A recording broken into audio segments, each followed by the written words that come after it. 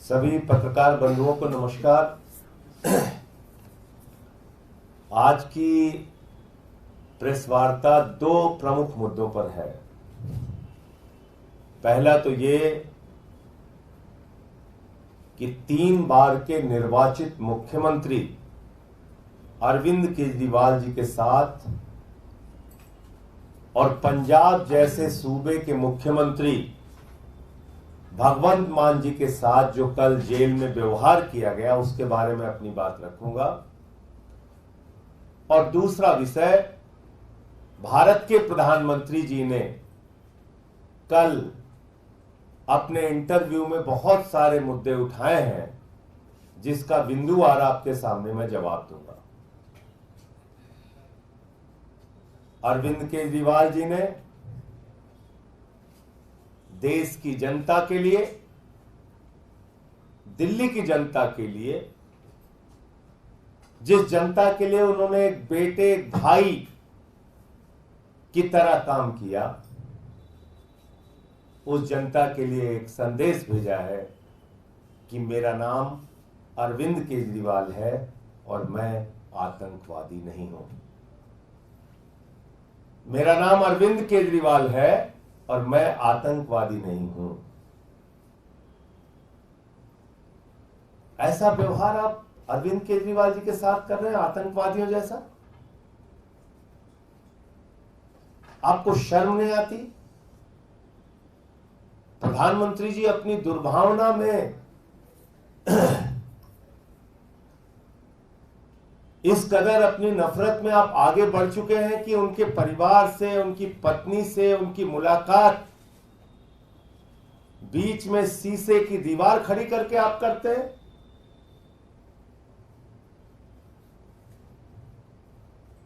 पंजाब जैसे सूबे के मुख्यमंत्री, जिनको Z+ श्रेणी की सुरक्षा प्राप्त है,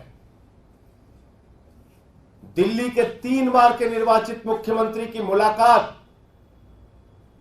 आप शीशे की दीवार खड़ी करके कराते हैं। भारतीय जनता पार्टी ने, प्रधानमंत्री जी ने इस कार्रवाई से यह जाहिर कर दिया गया है कि उनके मन में पूरी तरीके से एक नफरत, दुर्भावना और बदले की भावना अरविंद केजरीवाल जी के प्रति भरी हुई है। अपने ही देश में अपने ही एक मुख्यमंत्री के साथ ऐसा व्यवहार कर रहे हैं आप प्रधानमंत्री जी। 24 घंटे सीसीटीवी की निगरानी, 24 घंटे प्रताड़ित करने की योजना, 24 घंटे इस बात में आपका दिमाग काम कर रहा है कि कैसे अरविंद केजरीवाल का मनोबल गिर जाए, कैसे उनको और उनके परिवार को अपमानित किया जाए, कैसे उनके पार्टी के नेताओं को अपमानित किया जाए और उनका मनोबल तोड़ा जाए। मैं प्रधानमंत्री जी आपको बताना चाहता हूं, ये अरविंद केजरीवाल है, दूसरी मिट्टी के बने हुए व्यक्ति हैं। ये दूसरी मिट्टी के बने हुए इंसान है। IRS की नौकरी को लात मार के देश सेवा का संकल्प लिया इन्होंने। सैद्धांतिक मुद्दा आया तो 49 दिन की सरकार से भी इस्तीफा दिया। ये अरविंद केजरीवाल है, इनको तोड़ने की कोई भी कोशिश करोगे तो और मजबूत होकर केजरीवाल जी आपसे लड़ाई लड़ने का काम करेंगे। कल भगवंत मान जी ने बताया कि किस तरह से मुलाकात कराई गई। भावुक हो गए वो। हम सबके लिए ये भावुकता की बात है, ये कष्ट देने की बात है, लेकिन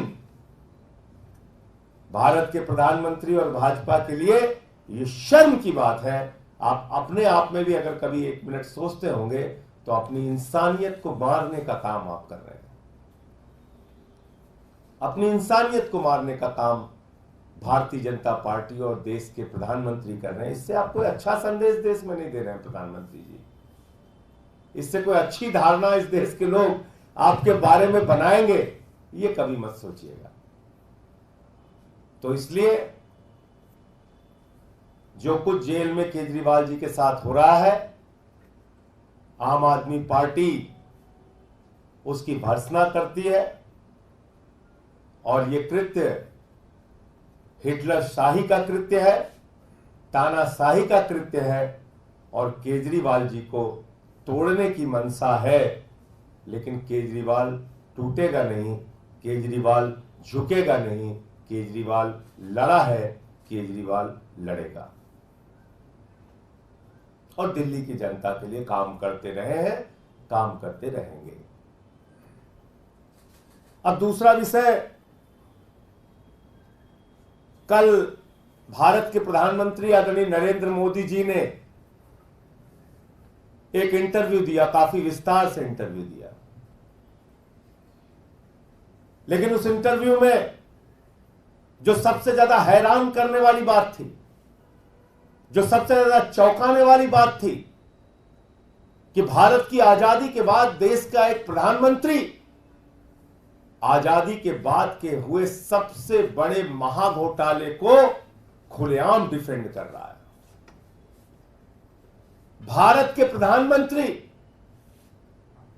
इलेक्टोरल बॉन्ड के द्वारा भारतीय जनता पार्टी के द्वारा ली गई रिश्वत को, इलेक्टोरल बॉन्ड के महाघोटाले को, जिसमें सर से लेकर पांव तक भारतीय जनता पार्टी डूबी हुई है, उस घोटाले और उस भ्रष्टाचार को देश के प्रधानमंत्री डिफेंड कर रहे हैं। देश के प्रधानमंत्री उसके पक्ष में खड़े हो गए। इलेक्टोरल बॉन्ड पे किसने निर्णय दिया? इलेक्टोरल बॉन्ड को किसने अनकॉन्स्टिट्यूशनल कहा? इलेक्टोरल बॉन्ड को किसने अवैध कहा? किसी पॉलिटिकल पार्टी में ने नहीं कहा प्रधानमंत्री जी। भारत के सर्वोच्च न्यायालय के 5 जजों की खंडपीठ ने कहा, सर्वोच्च न्यायालय के 5 जजों की खंडपीठ ने कहा कि इलेक्टोरल बॉन्ड असंवैधानिक है और अवैध है। आपने सुप्रीम कोर्ट का भी अपमान किया। भारत के प्रधानमंत्री को देश के सुप्रीम कोर्ट से माफी मांगनी चाहिए।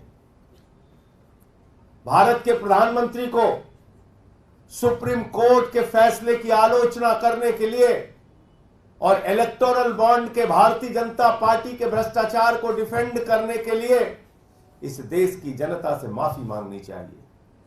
खुलेआम आपकी पार्टी ने रिश्वत लिया। 3 बार आपने प्रयास किया कि यह घोटाला खुलने ना पाए। वो तो धन्यवाद है सर्वोच्च न्यायालय का कि उन्होंने कहा नहीं, देश के सामने जाहिर करो किस कंपनी ने तुम्हें कितना पैसा, कितना रिश्वत, कितना घोटाले का रकम आपको दिया है। और जब पता चला तो देश के सामने पूरा सच बीजेपी का आया। इस देश की आजादी के बाद मैं बार बार कहता हूं, देश की सबसे भ्रष्ट पार्टी का नाम है भारतीय जनता पार्टी। देश की सबसे भ्रष्ट सरकार का नाम है बीजेपी सरकार। और यह तो प्रमाणित हो गया, खुद प्रधानमंत्री डिफेंड कर रहे हैं, इलेक्टोरल बॉन्ड को डिफेंड कर रहे हैं, सुप्रीम कोर्ट के ऑर्डर के खिलाफ बोल रहे हैं प्रधानमंत्री। यह हैरान करने वाली बात है। और कैमरे पे प्रधानमंत्री झूठ बोल रहे हैं। हालांकि झूठ बोलने में बीजेपी को महारत है, इसमें मुझे कोई आश्चर्य नहीं है। उनकी पार्टी का नाम ही है भारतीय झूठा पार्टी। लेकिन आप देखिए, प्रधानमंत्री कह रहे हैं अरे हमें तो इतना ही पैसा मिला, उतना ही पैसा मिला। नहीं मान्यवर, आपकी अकेली पार्टी को 65% धन मिला है। 65% इलेक्टोरल बॉन्ड के 65% रिश्वत अकेले बीजेपी को मिली है। इलेक्टोरल बॉन्ड के जरिए 65% इलेक्टोरल बॉन्ड के जरिए 65% की धनराशि, रिश्वत की रकम अकेले भारतीय जनता पार्टी को मिली है। और आपका तो मनी ट्रेल भी पकड़ लिया गया। शराब घोटाले के मुख्य घोटालेबाज शरद रेड्डी से 60 करोड़ रुपए भारतीय जनता पार्टी ने लिया है। शराब घोटाले में तो आप शामिल हैं प्रधानमंत्री जी, आपकी पार्टी शामिल है। रिश्वत तो आप लोगों ने ली है। और इतनी सारी कंपनियों की डिटेल आ गए, अब भी आप बेशर्मी से डिफेंड कर रहे हैं। आज कंपनी से आप रिश्वत ले रहे हैं, कल आप उसको ठेका दे रहे हैं, आज रिश्वत ले रहे हैं, कल ठेका दे रहे हैं, आज रिश्वत ले रहे हैं, कल ठेका दे रहे हैं, आज रिश्वत ले रहे हैं, 10 दिन बाद ठेका दे रहे हैं। ये संयोग है या दुर्योग है प्रधानमंत्री जी? ये संयोग है या दुर्योग है? ये संयोग है या रिश्वत का खेल है? ये संयोग है या भ्रष्टाचार का खुला खेल है? इस देश की जनता को बताइए। आपने ईडी के छापे मरवाए, सीबीआई के छापे मरवाए, और जिन कंपनियों पे ईडी और सीबीआई के छापे मरवाए उन्हीं कंपनियों से आपकी पार्टी ने चंदा लिया, भारतीय जनता पार्टी ने। फिर भी आप बेशर्मी से उसको डिफेंड कर रहे हैं। कितने प्रमाण चाहिए ईडी को? कितने प्रमाण चाहिए सीबीआई को? कितने प्रमाण चाहिए जांच एजेंसियों को? अब तक भारतीय जनता पार्टी के नेताओं से पूछताछ क्यों नहीं हुई? इलेक्टोरल बॉन्ड देने वाली कंपनियों से पूछताछ क्यों नहीं हुई? इलेक्टोरल बॉन्ड देने वाली कंपनियों से क्यों नहीं जाना गया कि किस कारण से उन्होंने रिश्वत दी और कैसे उनको ठेका मिल गया बड़ा बड़ा? शरद रेड्डी तो गिरफ्तार था, फिर भी आपको 60 करोड़ रुपए चंदा दे दिया उसने। शराब घोटाले का मुख्य आरोपी था, और यह भी साबित कर दिया प्रधानमंत्री जी ने कि 10 साल में प्रधानमंत्री जी ने इस देश की जनता के लिए कोई काम नहीं किया। बेरोजगारी पे कुछ नहीं बोले प्रधानमंत्री जी। जिस बेरोजगारी, गैस का सिलेंडर हो, पेट्रोल का दाम हो, डीजल का दाम हो, सरसों के तेल का दाम हो, आपके शासनकाल में आसमान पे पहुंच गए, लेकिन आपने एक शब्द महंगाई के सवाल पर नहीं बोला। जिससे गरीब की कमर टूट गई, उस महंगाई के सवाल पे आप चुप रहे। आपने अग्निवीर के सवाल पे कुछ नहीं बोला। आपने एमएसपी का सवाल, जिसके कारण 750 किसानों ने अपनी शहादत दी, उस सवाल पे कुछ नहीं बोला। क्या हुआ? 2 गुना आय का किसानों के? पक्के मकान का क्या हुआ? काले धन का क्या हुआ? 15 लाख करोड़ रुपए आपने अपने पूंजीपति मित्रों का माफ कर दिया। 3,53,000 करोड़ रुपए सेटलमेंट के जरिए आपने अपने चंद पूंजीपति मित्रों का माफ कर दिया। देश की जनता के हिस्से में सिर्फ 5 किलो राशि। आपके मित्रों को 2.5 लाख करोड़ रुपए का कर्जा, हजारों हजार करोड़ रुपए बैंकों का लूट के विदेशों में बैठ के भारत की व्यवस्था को चिढ़ा रहे हैं। इस पे आप प्रधानमंत्री जी कुछ नहीं बोलेंगे। तो इसलिए कल की जो उनकी बातचीत थी, जो उनका इंटरव्यू था, उसने भारत की जनता को, 140 करोड़ लोगों को निराश किया है, और प्रधानमंत्री जी के और उनकी पार्टी के चेहरे को पूरे देश के सामने बेनकाब किया है। किसी भी ऐसे सवाल पे जिस पे उन्होंने देश की जनता से वादा किया था, एक भी जवाब उन्होंने नहीं दिया, एक भी बात उन्होंने नहीं की। तो इलेक्शन कमीशन की नियुक्ति पे बोले प्रधानमंत्री जी। इलेक्शन कमीशन की नियुक्ति पर सुप्रीम कोर्ट का फैसला था, और कह रहे हैं पहले के इलेक्शन कमीशन वैसे थे, पहले के इलेक्शन। टीएन शेषन जी की आत्मा अगर आपकी बात को सुन रही होगी तो वो हंस रही होगी आप पे। प्रधानमंत्री जी, टीएन शेषन जी इस देश के मुख्य चुनाव आयुक्त थे, और उस समय चाहे कांग्रेस पार्टी हो, चाहे भारतीय जनता पार्टी हो, चाहे उस समय की जितनी पार्टियां हैं, भले ही उनकी सख्ती के कारण नाराजगी उनमें रही हो, लेकिन किसी ने भी उनकी निष्ठा, उनकी ईमानदारी, उनके काम पे सवाल नहीं उठाया। देश की जनता ने कहा नहीं, ऐसा मुख्य चुनाव आयुक्त होना चाहिए। आप अपना जेबी चुनाव आयुक्त बनाना चाहते हैं? आप चुनाव आयोग में ऐसे लोगों को बिठाना चाहते हैं जो आपकी मर्जी से काम करें? उनकी नियुक्ति आप क्यों चाहते हैं? और क्या भारत के मुख्य न्यायाधीश पर भी आपको विश्वास नहीं? अगर कमेटी में कोई एक पॉलिटिकल पार्टी का व्यक्ति और बढ़ गया होता, मैं मान सकता हूं आपकी आपत्ति, ठीक है, होनी चाहिए कि लीडर ऑफ अपोजिशन के साथ कोई दूसरी पार्टी का व्यक्ति बढ़ जाता, कोई राजनीतिक व्यक्ति बढ़ जाता, उस पर आपकी आपत्ति तो जायज थी, समझ में आता है। भारत के मुख्य न्यायाधीश पे आपको भरोसा नहीं, कमेटी से आपने उनको भी बाहर कर दिया, अपना बहुमत बना लिया कमेटी में, अपने हिसाब से चुनाव आयुक्त आप नियुक्त करना चाहते हैं। ईडी सीबीआई के दुरुपयोग को आप डिफेंड कर रहे हैं, कह रहे हैं इतने परसेंट उतने परसेंट। किसको सिखा रहे हैं भाई, किसको सिखा रहे हैं? शराब घोटाले में 35 आरोपी हैं, कितनों की गिरफ्तारी हुई है बता दीजिए, कितने लोग जेल में हैं? राजनीतिक व्यक्ति 3-4 आप अंदर करते हैं, बाकी जो गैर राजनीतिक होते हैं उनको अप्रूवर बना के बाईपास करके छोड़ देते हैं। फिर कहते हैं देखिए हमने तो सिर्फ 3% नेताओं पे कार्रवाई की है। अच्छा, कुल कितनी कार्रवाई की है? कुल कितना कन्विक्शन रेट है ईडी का? 0.5%। इस देश की जनता को पता होना चाहिए 0.5% ईडी का कन्विक्शन रेट है। 8,000 छापेमारी की है उन्होंने 10 साल में। तो आप मुझे बताइए, आप ईडी सीबीआई की कार्रवाई को डिफेंड कर रहे हैं?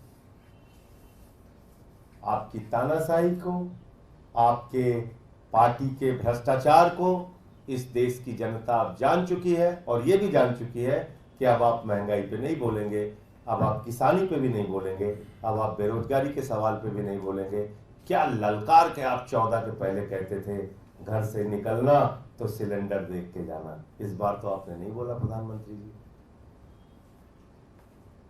इस बार बोलिए किसी चुनावी रैली में, हम लोग प्रतीक्षा करेंगे कि घर से निकलना तो मोटरसाइकिल देख के जाना, घर से निकलना तो सिलेंडर देख के जाना। बोलिए इस बार एक चुनाव में बोलिए कि घर से निकलना तो अपने गेहूं को, अपने धान को देख के जाना।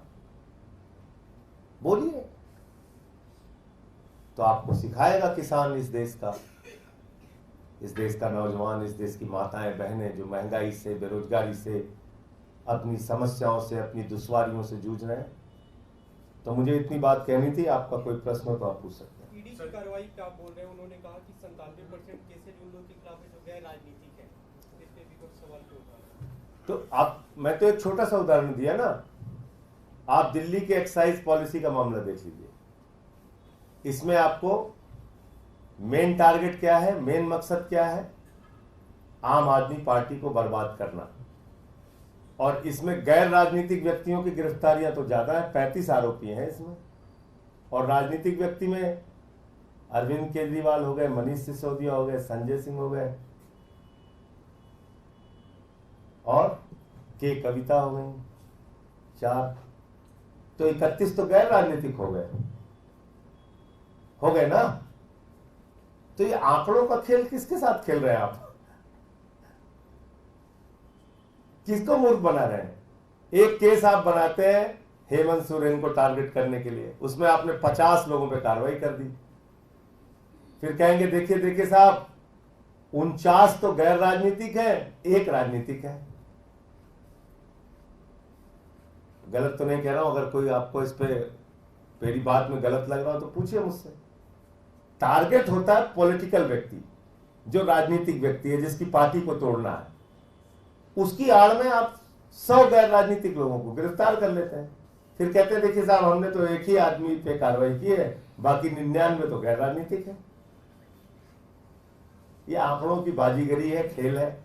वो तो कह रहे हैं कि हमको सिर्फ पता नहीं कितना 33% कंपनियों ने 37% कंपनियों ने चंदा दिया। कंपनियां आपसे कौन पूछ रहा है?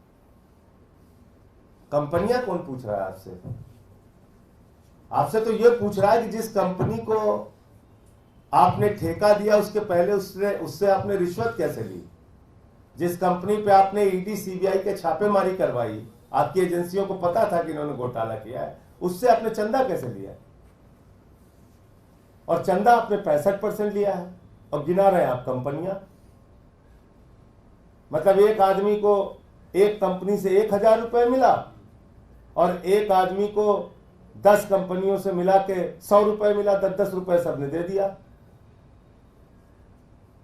तो आप कहेंगे हमको तो एक कंपनी से मिला, उनको 10 कंपनी से मिला, उनको मिला 100 रुपए, आपको मिला 1000 रुपए।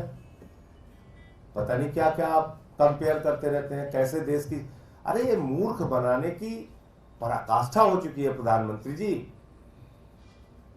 अब तो मूर्ख शब्द भी आपसे शर्माने लगा है, मूर्ख शब्द भी शर्माने लगा है कि यार कितना हमारा इस्तेमाल करोगे तुम। संजय जी, तिहाड़ जेल के बारे में आपने बताया कि अरविंद केजरीवाल के साथ गलत तरह का व्यवहार हो रहा है। तिहाड़ जेल का ये कहना है कि जेल मैनुअल के हिसाब से और सुप्रीम कोर्ट के आदेश के हिसाब से ये मुलाकात करवाई गई है, और वो जो नियम बनाए वो दिल्ली सरकार ने ही बनाए हैं, एकदम उसी को हम लोग फॉलो किए। प्रधानमंत्री उसमें 602 और 605 पढ़ लीजिए आपने, मैंने पिछली बार भी बोला था 602 और 60, और मैं किसी का नाम नहीं लूंगा।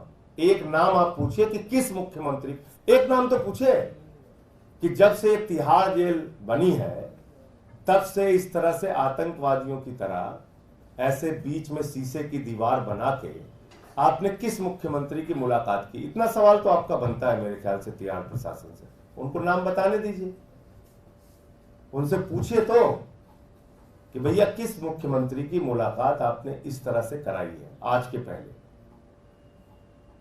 तो इसलिए मैं कह रहा हूं कि केजरीवाल के प्रति नफरत, दुर्भावना और एक आपका तानाशाही का रवैया है। उनका ये कहना है, तिहाड़ प्रशासन का ये कहना है कि पहले के इतिहास के बारे में जो हमसे सवाल पूछा जा रहा है, उसके बाद सुप्रीम कोर्ट का कुछ ऑर्डर है, उसके बाद हमें ये स्ट्रिक्टली बोला गया है जो जेल मैनुअल है उसको फॉलो करना है, और ये सब सुप्रीम कोर्ट के आदेश पे हो रहा है।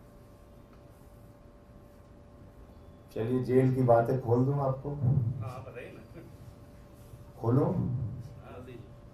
उसी जेल नंबर 2 में देश का एक कुख्यात अपराधी है जिससे उनका परिवार और वकील बैरक में मिलने जाते हैं।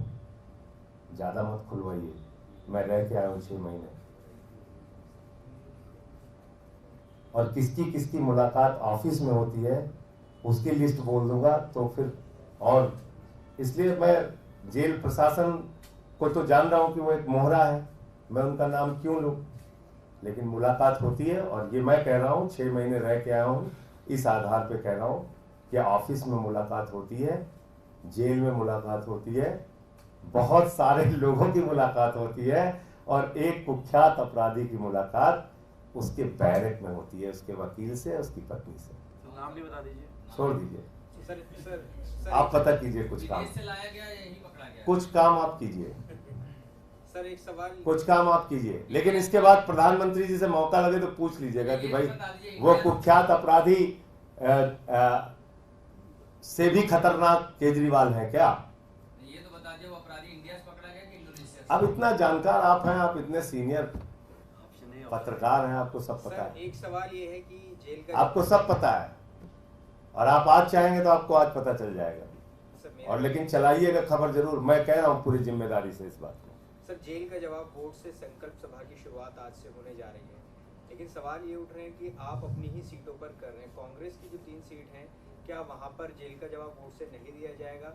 कोऑर्डिनेशन कमेटी की बात हुई थी, अभी तक कोई कोऑर्डिनेशन कमेटी फॉर्म नहीं हुई है। जॉइंट कैंपेनिंग की बात हुई थी, अभी तक कोई रणनीति सामने नहीं आ रही। क्या नहीं लगता इसका नुकसान? देखिए अभी कैंडिडेट डिक्लेयर करने में कांग्रेस पार्टी ने विलम्ब किया, तो जैसे ही कैंडिडेट उनका डिक्लेयर हो गया है, हम लोग बातचीत करके और जो भी एक संयुक्त रणनीति होगी, और हमने तो हमेशा कहा है 7 सीटें में जीतना है, संयुक्त रणनीति बना के हम लोग काम करेंगे। और इसमें कोई सवाल ही नहीं है, जहां जहां उनके कैंडिडेट हैं हम सपोर्ट करेंगे, जहां हमारे हैं उनके लोग सपोर्ट सर करेंगे। इसी कैंडिडेट पर बीजेपी कह रही है कि महिलाओं की बात करते हैं, लेकिन दिल्ली में ना ही आम आदमी पार्टी ना ही कांग्रेस ने किसी भी महिला उम्मीदवार को नहीं उतारा।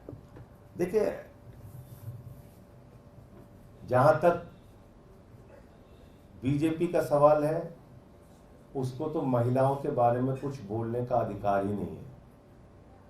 फिर मुझे हाथरस का कांड याद दिलाना पड़ेगा, फिर मुझे मणिपुर में क्या हुआ हमारी माताओं बहनों के साथ, उसको याद दिलाना पड़ेगा। फिर मुझे पहलवान बेटियों के साथ जो इस राष्ट्र का गौरव है, उन बेटियों को कैसे घसीट घसीट के मारा गया इसी दिल्ली की सड़कों पे, वो मुझे याद दिलाना पड़ेगा। तो इसलिए कम से कम भारतीय जनता पार्टी को महिलाओं के सम्मान और सुरक्षा के बारे में बोलने का अधिकार नहीं है। और 33% आरक्षण देने के नाम पे भी उन्होंने कितना बड़ा धोखा इस देश की महिलाओं के साथ किया, वो भी इस देश के सामने है। एक सवाल ये है, एबीपी न्यूज की वोटर सर्वे में जो ओपिनियन पोल है उसमें ये जो आंकड़ा आया है कि एक बार फिर से बीजेपी दिल्ली की 700 सीटों पर क्लीन स्वीप करने जा रही है। देखिए, सर्वे के परिणाम कई बार बदलते हैं। मुझे याद है कि पहला चुनाव जब हम लोग 13 में जीत रहे थे तो हमें उस समय 5 सीट 3 सीट ऐसे लोग दिखा रहे थे, कोई कोई तो 0 भी दिखा रहा था। पहली बार 28 आई, दूसरी बार बीजेपी को 42 दिखा रहे थे, हमको फिर हारता हुआ दिखा रहे थे तो हमारी 67 आई।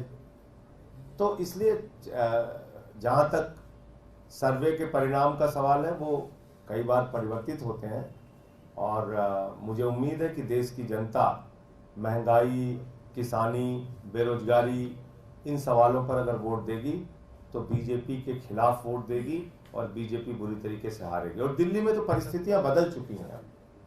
दिल्ली में तो लोग ये देख रहे हैं कि उनके बेटे, उनके भाई के साथ क्या कर रही है बीजेपी। तो ये एक सवाल है। संजय जी, एक सवाल है, राजपूत समाज बीजेपी के खिलाफ कई देश और यूपी में भी प्रदर्शन कर रहा है, जातिवाद का आरोप लगा रहा है टिकट बंटवारे को लेकर। देखिए, वो जो आरोप है वो प्रमाण के तौर पे पूरे देश के सामने है। भारत सरकार के केंद्रीय मंत्री रूपाला जी क्षत्रिय समाज के बहु बेटियों पे सवाल उठा रहे हैं। ये भारतीय जनता पार्टी की मानसिकता है। आप क्षत्रिय समाज के बहु बेटियों के ऊपर सवाल उठा रहे हैं? उनके त्याग और बलिदान आपको याद नहीं? किस तरह से उन्होंने संघर्ष किया, लड़ाई लड़ी मुगलों से, अंग्रेजों से, ये याद नहीं आपको? इतनी घटिया मानसिकता आपकी। अरे हम लोगों से लड़िए ना, हमारे परिवारों पर क्यों सवाल उठा रहे हैं? तो इसलिए बीजेपी को बहुत साफ शब्दों में कहना चाहता हूं, लड़ाई लड़ना है हमसे लड़ो। हमारे समाज की बहु बेटियों पे सवाल उठाओगे, कतई बर्दाश्त नहीं किया जाएगा, सूद समेत उसका जवाब दिया जाएगा। आपने मजाक बना रखा है। इतना अपमान। आज पूरे देश का क्षत्रिय समाज आक्रोशित है, आंदोलित है, लाखों लाखों की सभाएं हो रही हैं और चुनाव में सूद समेत जवाब देने के लिए क्षत्रिय समाज तैयार है। आप हम लोगों से लड़िए भाई। बहु बेटियों तक पहुंच गए आप लोग। इतना आपका दिमाग खराब हो गया, तो ये गलत बात है।